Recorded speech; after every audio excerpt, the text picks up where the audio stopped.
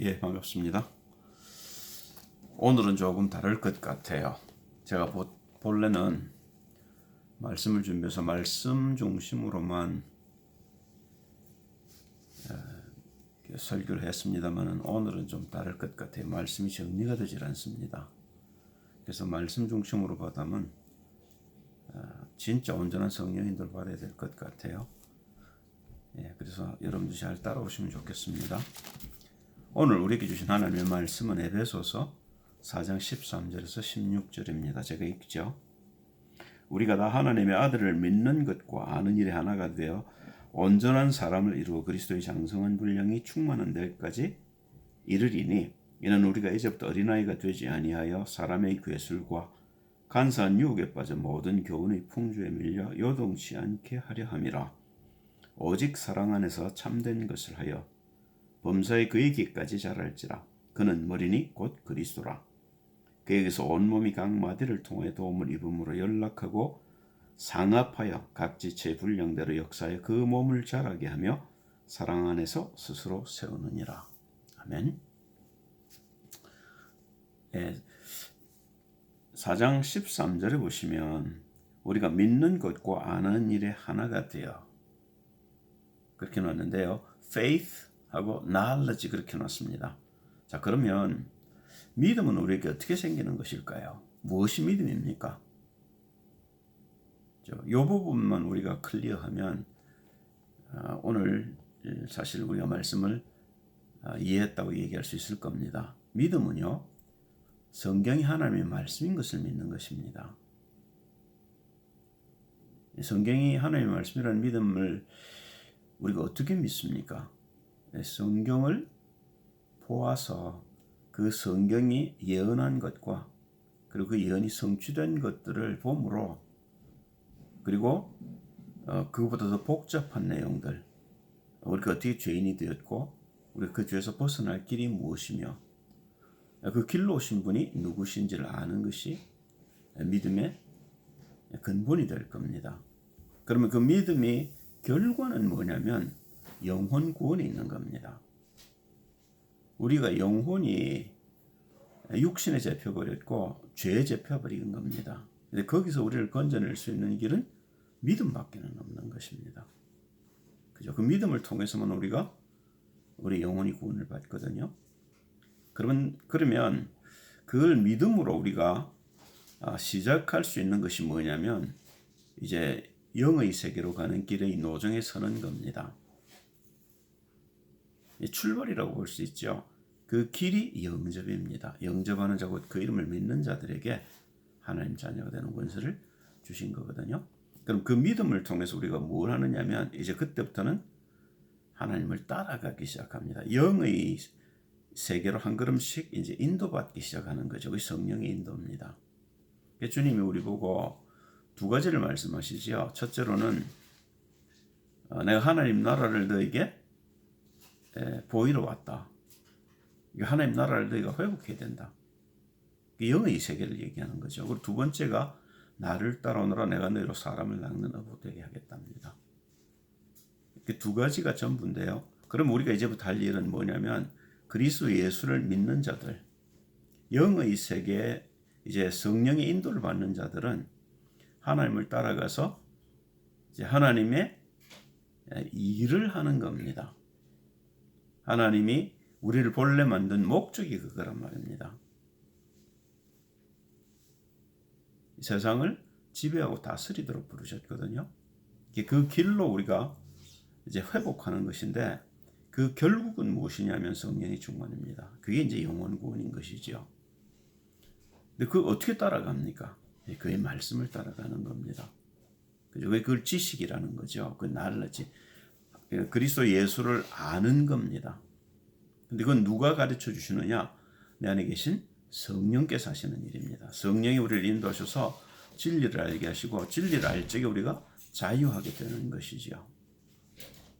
그럼 만약에 우리가 그 길을 안 간다면요. 그게 이제 하나님의 길이고 하나님의 방법인데 그걸 이제 막는 방법으로 우리에게 주어진 것들이 있습니다. 그게 뭐냐면 이제 종교와 철학과 이제 과학 같은 겁니다. 그건 이성에 기반을 둔 거거든요. 그건 우리를 영의 세계로 인도할 수가 없는 겁니다. 종교가 아무리 훌륭해 보여도 종교가 우리에게 주지 못하는 것이 있습니다. 그게 구원입니다. 그럼 종교는 어떤 것이냐? 하나님을 찾는 행위지요. 하나님이 주신 방법을 따라가는 것이 아니라 우리가 우리 스스로 하나님을 찾아가는 방법입니다. 그런데 그렇게 해서는 우리가 진리에 도달하기가 어려운 겁니다. 그렇게 할 수가 없습니다. 왜요? 하나님 우리에게 주신 길은 딱 한 길밖에 없기 때문에 그렇습니다. 하나님의 내신 길이 그리스도 예수죠. 그래서 우리가 그 그리스도 예수를 믿어야 하고 따라가야 하고 그래야만 하나님이 원하시는 자리에 도달할 수 있는 겁니다. 이것과 반대되는 것이 종교입니다. 근사해 보입니다. 거의 비슷해 보입니다. 특별히 이제 불교 같은 것들은 깊이가 있는 종교고 영의 세계를 어떻든 들어가 보려고 애를 쓰는 종교입니다. 불교가 제가 보기에는 가장 신앙에 근접한 것이라고 볼 수 있습니다. 다른 종교들은 그렇게 깊이가 없습니다. 그죠? 그리고 하나님을 형성화하려는 노력들을 했지 실제로 우리가 하나님을 만날 수 있는 길을 제시할 수는 없습니다. 모든 종교가 똑같습니다. 이번 기독교 안에서도 마찬가지입니다. 기독교 안에서도 많은 이단들이 있고 그들이 근거로 하는 것들이 하나님의 말씀에 근거해 있긴 합니다만은 오해해서 그런 겁니다. 요즘도 그런 새로운 이단들이 많이 나오고 있는 것 같아요. 그죠? 한국에도 뭐 물론 그런 이단들이 많이 있습니다만은 그 이단을 우리가 분별할 수 있는 이제 분별력이 있어야 하는데요. 그게 어디서 나오는 것이냐면 하나님을 아는 것에서 나옵니다. 그래서 우리가 잘 알아야 된다고 얘기를 하는 거죠. 우리가 잘 알지 못하면요. 근사한 말에 이끌려가 버릴 수 있는 거죠. 그러니까 우리 개개인이 영을 분별할 수 있는 능력이 없다면 우리가 언제 그 교리에 빠져서 이단에 빠지게 될지 아무도 모르는 겁니다. 우리는 끊임없이 자라가야 하고요.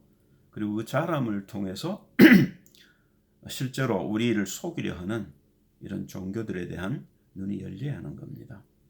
기독교도 마찬가지입니다. 기독교 안에도 많은 이단들이 있고 특별히 그 이단들이 주장하는 예를 들면 교리들을 우리가 잘 이해를 못하면 속게 되죠.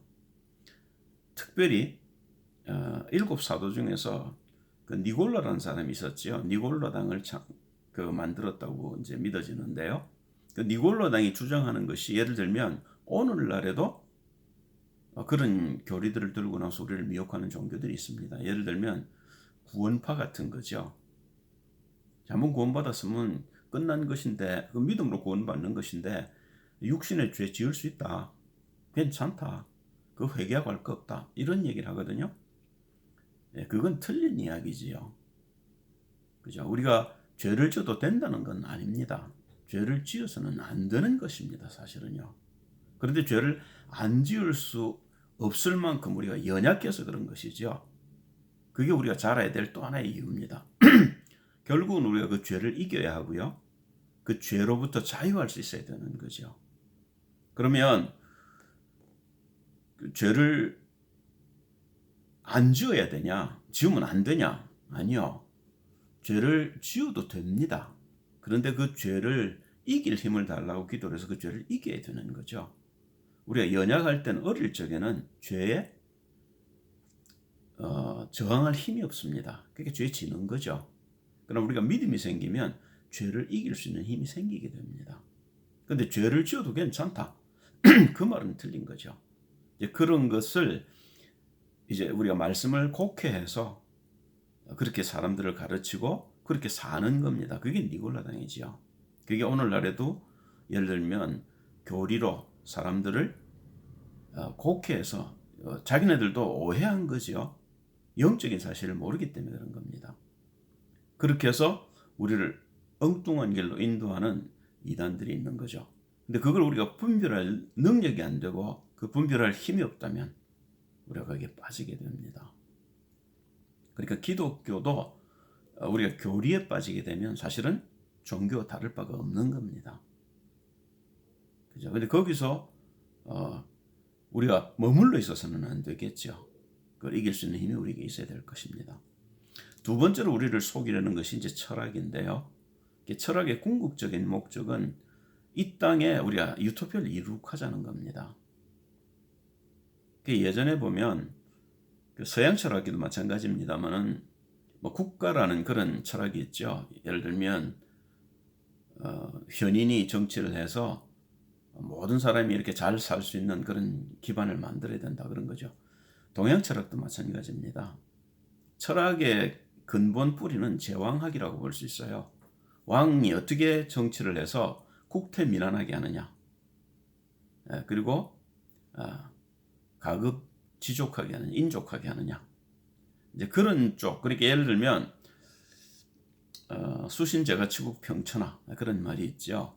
이제 왕의 말하자면 본질을 설명하는 겁니다. 그렇게 돼야만 훌륭한 왕이 될 수 있고 훌륭하게 나라를 다스리고 세계를 국태민안하게 할 수 있다는 거죠. 그 철학의 그 근본이 뭐냐면 모든 사람이 평안하고 잘 살 수 있는 유토피아를 건설하자는 겁니다. 그런데 종교나 철학이나 과학이 우리를 인도할 수 없는 자리가 있습니다. 그게 구원입니다. 하나님은 인간을 영적인 존재로 창조를 하셨는데, 그리고 그 영의 세계 안에 살 수 있는 방법을 주셨는데 그걸 놓쳐버린 것이죠. 첫사람 아담과 이브가요. 그래서 우리가 저주를 받았고 우리가 이제 이성에 근거해서 아니면 감성에 근거해서 살 수밖에 없게 되어버린 겁니다.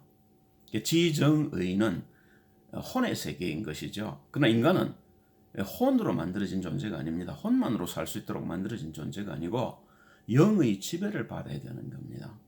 그런데 그 영의 지배를 어떻게 받습니까? 그래서 그리스도 예수를 이 땅에 보내셨고 그 그리스도 예수를 믿음으로 우리가 영적인 삶을 살 수 있는 길이 열린 겁니다. 그리스도 예수는요, 우리가 하나님을 만날 수 있는 유일한 길이 됩니다. 그리스도 예수 외에 우리가 하나님을 만날 수 있는 길은 인간에게는 없어진 겁니다. 그래서 주님이 오셔서 십자가에서 육신을 다시고 죽으시고 부활하신 겁니다. 그 그리스도 예수를 우리가 주인으로 영접하고 그 주님을 따라갈 적에 우리에게 영의 세계가 조금씩 확산되어지기 시작합니다. 그죠? 자, 세 번째, 그럼 과학은 무엇이냐면, 과학은 모든 것을 우리가 논리적으로 증명하려는 학문이죠. 그죠? 그러니까 무엇을 안 믿느냐면 창조를 안 믿습니다. 창조를 믿을 수가 없죠. 하나님이 말씀으로 세상을 창조하셨는데 그걸 어떻게 믿겠단 말입니까? 그래서 나온 것이 이제 과학인데요. 그래서 과학이 창조론 대신에 들고 나온 것이 진화론입니다. 어딘가에서 우리가 진화해서 지금 인간이 됐다는 거죠. 그 인간이 돼서 어떻게 됐단 말입니까? 계속 우리는 혼적인 인간으로 영과는 상관없는 삶을 살 수밖에 없는 존재인데요. 예를 들면 빅뱅 같은 게 그런 겁니다. 어느 날 무엇이 터졌다는 겁니다. 그래서 그게 지금 우주가 되었다는 거고요. 그런데 그 우주가 됐다는 것까지는 좋습니다. 그게 믿어집니다. 저도 그게 사실이라고 믿고요. 그런데 그 빅뱅의 배후에 무엇이 있냐 말입니다. 어디서 그런 빅뱅이 나왔냐 말입니다. 그걸 설명할 방법이 없는 거죠. 그런데 성경은 간단하게 그걸 우리에게 설명합니다. 태초에 하나님이 천지를 창조하시니라. 너무 멋있지 않습니까? 창세기 1장 1절부터 하나님이 이 세상의 기원을 설명하고 계시는데 그걸 믿는 것이 신앙인 겁니다. 그걸 못 믿고 안 믿어지니까 우리가 붙들고 나온 것이 과학이란 말입니다. 과학의 결말은 결국은 영원군과는 상관이 없는 거죠. 그리고 그 과학이 도달할 수 없는 곳이 있습니다. 영의 세계죠. 그러면 우리가 그런 종교나 윤리, 도덕 혹은 철학 아니면 과학을 뛰어넘을 수 있는 방법이 우리에게 있습니까? 있죠. 그게 그리스도 예수입니다. 요한복음 14장 6절에 내가 길이요 진리요 생명이니 나로 말미암지 않고는 아버지께로 올 수 없느니라. 주님 본인이 그렇게 말씀을 하셨는데요. 다시 말하면 하나님은 영이시기 때문에 우리를 영으로 인도할 수 있는 길은 영밖에 없는 겁니다. 그 영이 육신을 입고 이 땅에 오셔서 육신을 벗고 영으로 우리의 주인이 되셔서 우리를 영의 세계로 인도하고 계신 겁니다. 그 사실을 믿는 걸 믿음이라는 것이고 그 믿음을 뒷받침하는 것이 하나님의 말씀입니다. 그래서 성령께서 우리를 진리 가운데 인도하셔서 우리를 믿음 속에 세우는 겁니다. 이런 개개인들이 믿음을 가진 개개인들이 그리스도 예수 안에서 장성한 분량에까지 그리스도를 아는 자들이 모인 곳이 교회입니다. 그럼 여러분과 저는요, 교회입니다. 여러분 개개인이 교회고 제가 교회입니다. 그럼 이 교회가 할 일이 뭘까요? 그리스도 예수를 증거해서 모든 사람이 그리스도 예수 안에서 참 평강을 누리고 하나님과 동행하는 비밀을 누리도록 만드는 일이지요. 그 일로 여러분과 제가 부름을 받았다는 겁니다. 이 일 때문에 주님이 오늘도 일하고 계셔요. 성령으로. 우리는 주님의 도구가 되어서 교회의 일원으로 교회가 해야 할 사명 스스로 세워가는 일에 동참하는 겁니다. 다시 말하면 모든 사람이 교회에 들어와서 교회 안에서 하나님 나라의 일원으로 하나님을 섬기고 하나님을 영화롭게 하고 하나님의 뜻을 이루어드리는 일인 것이죠. 그게 본래 우리를 창조하신 하나님의 뜻이란 말입니다. 그런데 이 일이 우리에게 가능하게 된 것이 그리스도 예수 때문에 가능해진 겁니다. 그 그리스도 예수를 우리의 주인으로 영접하고 그 그리스도를 따라갈 때 우리가 그리스도 예수 안에서 성령의 충만함을 얻게 되고 그 성령의 충만함의 결과가 세계가 복음화되는 겁니다.